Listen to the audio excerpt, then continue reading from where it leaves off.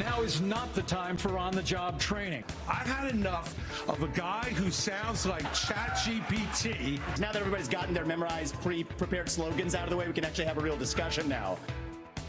And some fiery moments from last night's GOP primary debate. We have highlights from the stage where the field of Republicans went toe-to-toe. That is right. Plus, what's next for the Republican frontrunner, former President Donald Trump, as he gets ready to appear in a Georgia courtroom later today. But first, to check in with Jackie. Good morning. Yeah, good morning. Out there right now, most of us are dry due to this batch of heavy rain back out towards the west. Behind that warm front will be lifting in. A little bit more humid today and even a chance for a few more showers and storms. Latest details coming up.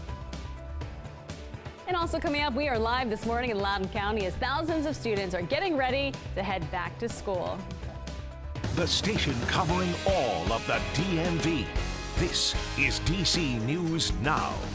Well, good morning. It's 6 o'clock now on a Thursday morning. Starting off with a live look outside.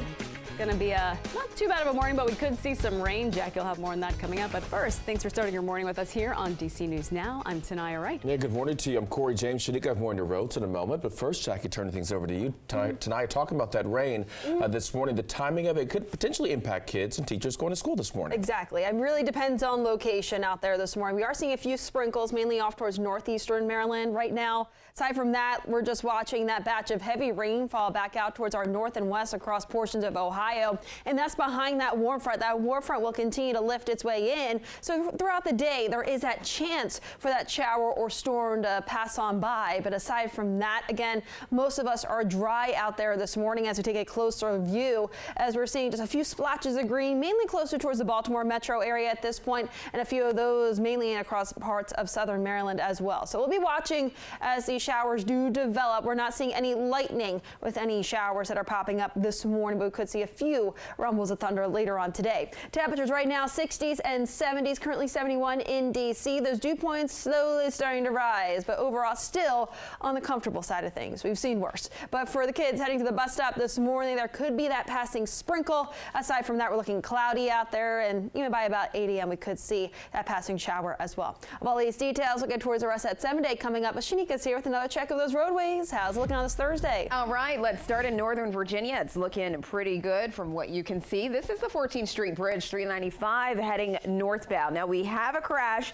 and they did shut down this road off of Loudoun County Parkway right near Old Ox Road. Southbound lanes are closed right in this area, so do be careful. Now 7267 and 28, that is looking good. 6695 in the Mixing Bowl, all clear in Northern Virginia. We got that covered. Over in Maryland, you're pretty steady but slow along the Capitol Beltway, and this is on the inner loop near 50. Thank you, Shanika. Your time right now is 6:02 on a Thursday. Let's take a look at your Know and Go headlines this morning. George Washington University students may see new changes on campus after returning from summer break today. The university is now arming its top 2 police officials. GW says additional security changes will take place in a multi-phase process.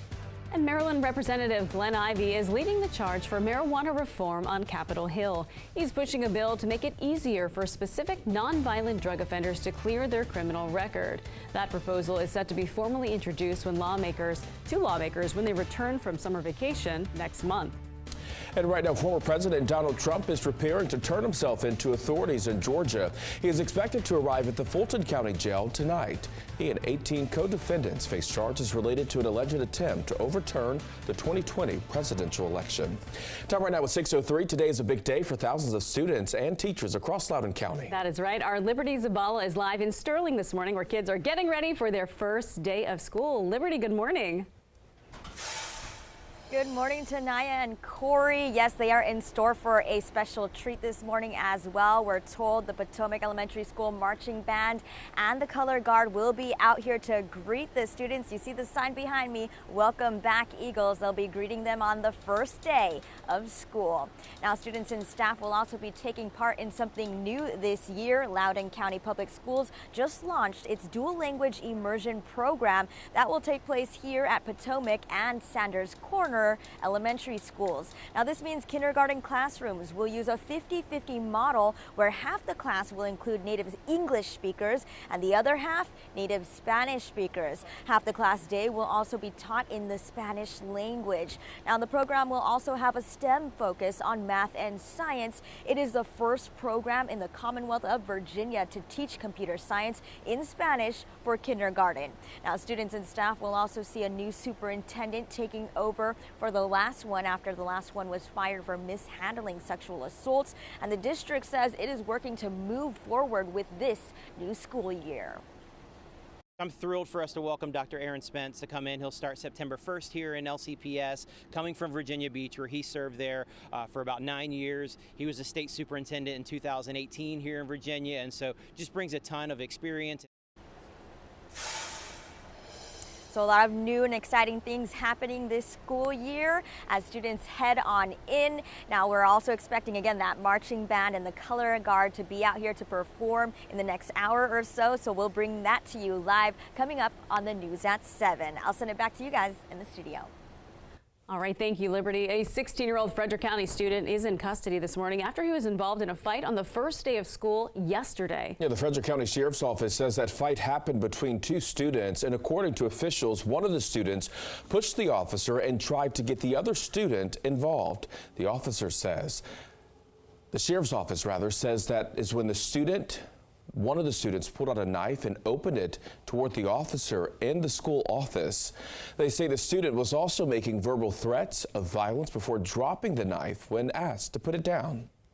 We had two SROs at the school. They observed what they thought to believe a disturbance beginning to occur, so they immediately intervened. Our SRO program has a really strong relationship with our school system, with the administrators within the school. So this is really a tandem effort to ensure that the schools are safe.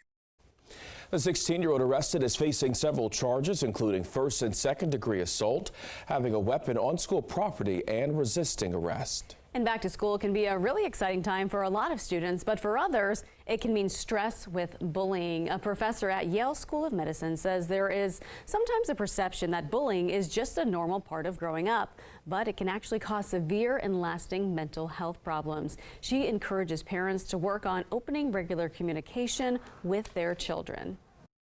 Establish a regular time when you check in with your teens. So whether it's a family dinner or right when you get home from work or right before the teen goes to bed. Now, if a child will not open up to a parent, consider a friend, relative, or trusted teacher. All right, well, people are waking up. And people are waking up this morning another step closer to the 2024 presidential election. Yeah, well, former president and frontrunner Donald Trump was absent from last night's debate. 8 Republican candidates took the stage in Milwaukee, Wisconsin.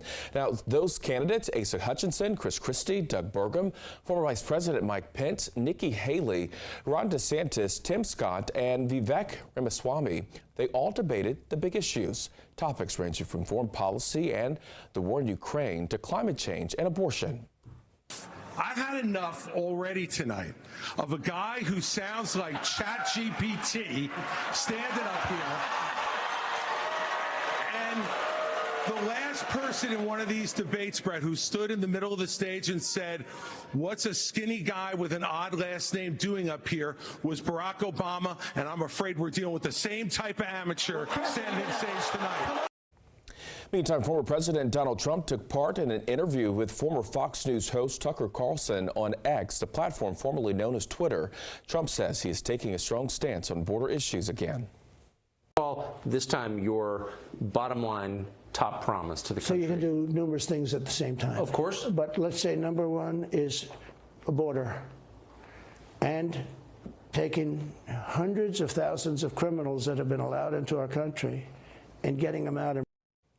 And for a full recap of last night's debate and interview, just head to our website, dcnewsnow.com. You can type GOP debate in the search bar at the top right corner of your screen. And this morning, former President Donald Trump is getting ready to turn himself into authorities in Georgia.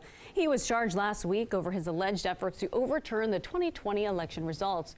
Trump has denied any wrongdoing. We are also expecting authorities to take a booking photo of the former president, a notable change from his previous legal proceedings that happened earlier this year. Officials have already processed some of his 18 co-defendants in the case.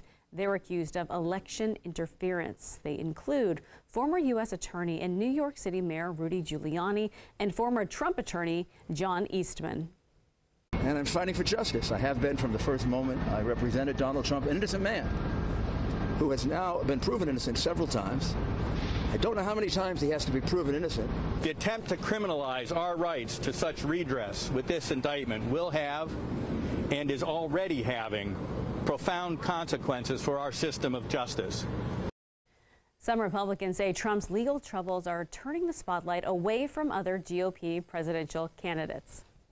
And D.C. Mayor Muriel Bowser is speaking out for the first time about the flooding that killed 10 dogs at a dog daycare last week. Miscommunications with 911 dispatchers led to a delayed response from crews, and officials acknowledged that errors were made but would not outright call them mistakes. It was a catastrophic incident that I think speaks to more opportunities for training about that place. The geography there, the roadway and the businesses would have made for a better response. Bowser said her office has been in contact with the owners of the dogs that died. One woman lost her dog, Mona, in the flooding. She is frustrated with the response. That just infuriates me, that she's publicly saying that her office has reached out to us when I don't think any of us have been reached out. It really is just upsetting that OUC and the mayor won't even acknowledge that they messed up. Bowser said in the coming days she is going to work with Homeland Security on flooding protocols. In Montgomery County this morning, County Council President Evan Glass is talking about why he wants the county's Inspector General to investigate Principal Joel Beitelman. Now, Beitelman is the principal of Paint Branch High School. He was promoted after reports he allegedly sexually harassed staff members for several years, with at least 18 complaints. Right now, the County Board of Education has a local law firm investigating. This is exactly the type of case and exactly the type of situation where we should be using our in-house attorneys, our in-house investigators to look into this matter rather than using taxpayer dollars to hire an outside law firm. The board says they expect to receive a report on the first phase of the investigation by September 8th. Montgomery County students return to school on Monday.